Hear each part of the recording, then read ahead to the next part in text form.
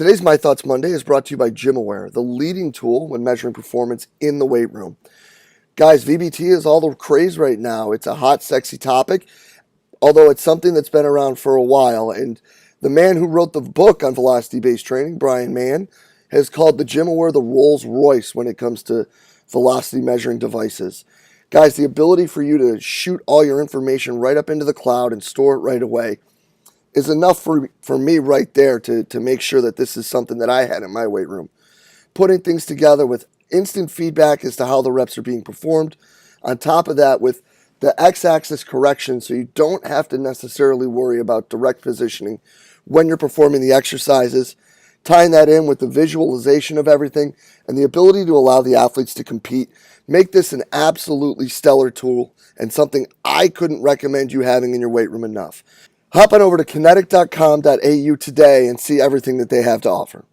Hey everybody, if you enjoy the podcast and the content it provides, be sure to hop over and check out the community. The community is an exclusive members website that is just an extension of what we do here in July at the Central Virginia Sport Performance Seminar. What it is a combination of video lectures, a coach's corner with your Monday morning take-home information, and a forum where you can talk about anything and everything related to the field of strength and conditioning.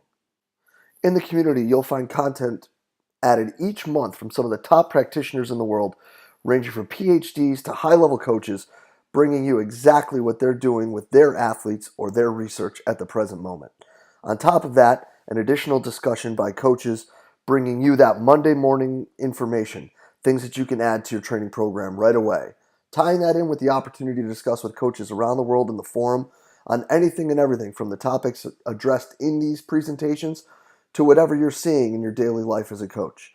If this sounds like the right thing for you and your staff, go ahead and hop over to cvasps.com/community and try it out for 48 hours for just $1. If you like it, you're signed up, ready to roll, and you're jumping into all the great content added each month. If not, feel free to go ahead and cancel at any time. No questions asked. We're really excited about what we're building in the community and hope you are too. Go ahead and hop over to cvasps.com/community and check it out today. Hello, my name is Chris Hayes, and I'm sitting in for this edition of My Thoughts Monday. What I'd like to talk about today is in reference to a letter that I wrote in the fall, and this letter was about my 2 years as a graduate assistant that I was lucky enough to spend at George Washington University in D.C., and this letter was shared over social media by myself and by Coach Johnson, the director there, and one of my close friends and mentors. But the letter was about my 2 years there as a GA, as a young coach, and the experiences that I had, the sacrifices that I made, and the rewards or the benefits that I reaped from those sacrifices.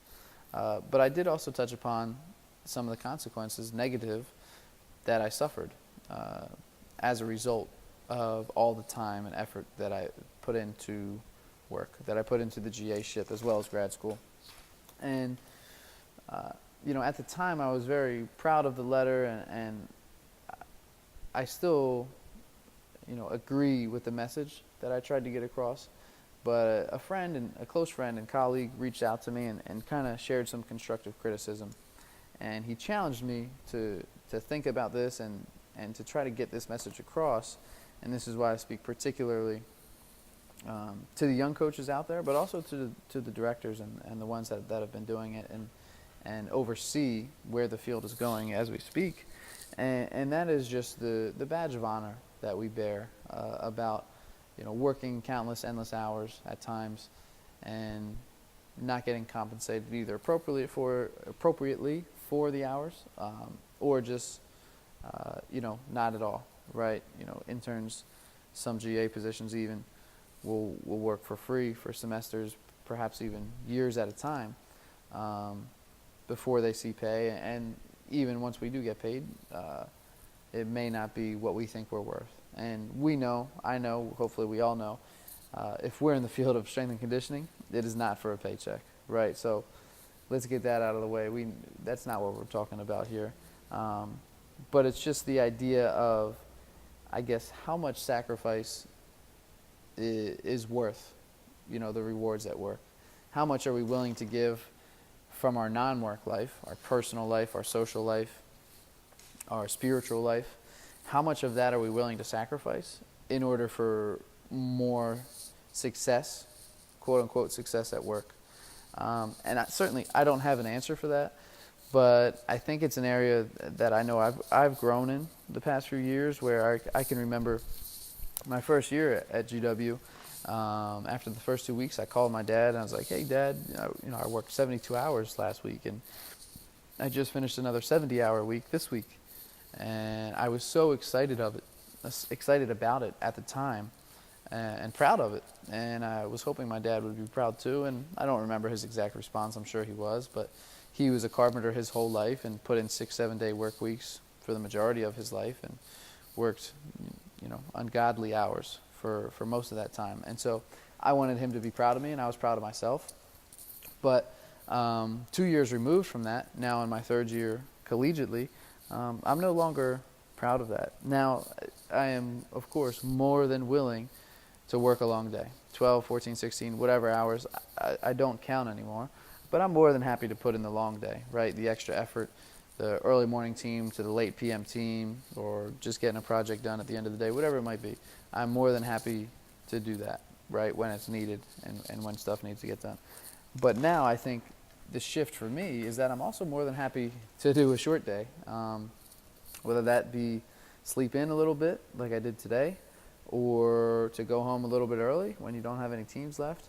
Even if it's going somewhere midday, when you just have a long stretch of time between teams and you need to get out of the office, get out of the weight room, and maybe go be productive somewhere else. Like, I think these are things that we boast our chest about a little too much, and that we frown upon, at least some of us to a degree, where we need to remember that, yes, what we put in is what we get out, but if all we put in is time at work, then all we're going to get out is rewards at work, right? And we're not going to be able to reap the rewards and the benefits of the other areas of our life, socially, personally, spiritually, etc. And so ultimately, I guess my challenge to myself and my challenge to the field is, how do we continue to work towards quantifying our work? Quantifying our work from a what is success standpoint, although that could be a whole nother monologue or podcast in and of itself, but quantifying our work and regulating our work, where, as an intern and as a GA and a young coach in the field, we have to self-reflect and ask ourselves, how much is too much? How much are we willing to do before we sacrifice too much of our personal health and well-being? And I think on the other side of the spectrum, or the other side of the coin, for the directors and the supervisors, it's how do I best manage my staff and the scheduling of our teams and the logistics of how our facility, our weight room, our university, et cetera, runs. How do we best manage that to best manage our employees, our coaches, our staff, so they are at their best? Because, and this is one of the biggest things that Coach Johnson taught me, and that he still continues to reiterate to me, is your athletes are only as energized as you are. A dead coach or a coach with no energy, it leads to a team with no energy, right? So we need to take care of ourselves first, not selfishly, not even considering the idea of being selfish or not willing to put in the work. We need to take care of ourselves first so that we can take care of our athletes even better, right? And at the end of the day, until someone does come up with a quantification system and they come out with the NSCA or CSCCA or a third-party group of the top 25 ranking of strength and conditioning coaches, and we create a tournament and bracket of the top 64 strength and conditioning coaches, until someone finds a way to quantify that and make it happen, there's no rank and order system, right? There's no number one strength and conditioning coach in the world. Certainly there are some that are better than others, and there are some that are more well-known than others. But at the end of the day, until we can quantify that and define it, our success really is defined by ourselves. And yes, our supervisors, directors, employers, they need to have ways to quantify what we do so that they can determine whether to keep us on staff or get rid of us. but really, aside from that, and most of that is probably more subjective and anecdotal than anything, we define our success. And hopefully, I know at least for me personally, as I've grown a little bit and matured, yes, I define my success to a degree by wins and losses, to a degree by performance metrics, and injury metrics, or lack thereof, of course, of injuries. And of course, for me, probably more than any of these things, is the relationships that we build and that we establish with our athletes. And hopefully for all of us, it's a combination of those things, right? Though we may sit on one side of the spectrum more than the other. But how we define our success at work is based on those things, but also, the impact that we can have away from work, away from our careers. And for some, strength and conditioning is everything. It's a career and it's a lifestyle. And there's part of me that does want to be in that small percentage and part of that small few.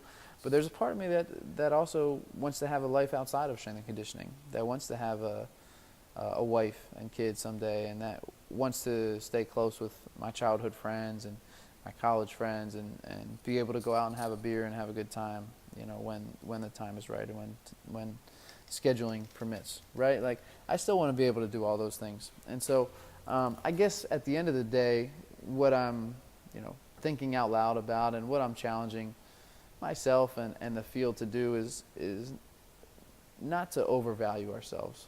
I think what we do is extremely important. From a performance standpoint, wins and losses, which equate to dollar signs, and also from a long-term athletic development and long-term human development, right? We always think about the athlete, we forget about the human and the person. But from a long-term human development is the opportunity that we have to mold young people, right? All of that is extremely important. That's why I'm still in the game today and plan to be in the game for a very long time. But all that being said, I know the term, the phrase work-life balance gets thrown around a lot. I certainly use it a lot. But I think of it less now as a balance, right? Less of a 50-50 and more of a seesaw, right? Sometimes work is going to be down below, weighing a little bit more, right? 60-70%. And life is going to be a little lighter, 40-30%. But that seesaw needs to fluctuate and go up and down and back and forth, right? So when we need to put in the work, let's be willing to put in the work. And I know most of us are, almost all of us, probably all of us in the field are, right? But let's be more willing to put in a little less work and have a little bit more fun and take ourselves a little bit less seriously when we can afford to. That's all I have. I hope you took something from this. Thank you for listening. Have a great week.